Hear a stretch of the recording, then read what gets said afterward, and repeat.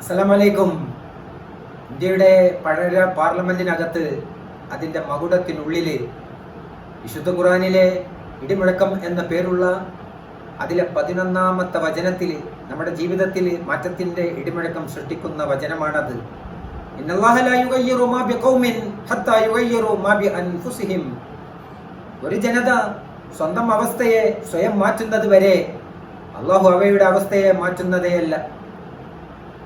ഞാൻ self motivated ആയിട്ട് തീരുമാനിക്കണം മാറാൻ, അല്ലാതെ എന്നെ അള്ളാഹു മാറ്റുന്നതല്ല. ഒരു സംഘടനയെ, ഒരു പള്ളി കമ്മിറ്റി, ഒരു കുടുംബത്തെ അള്ളാഹു മാറ്റുന്നതല്ല.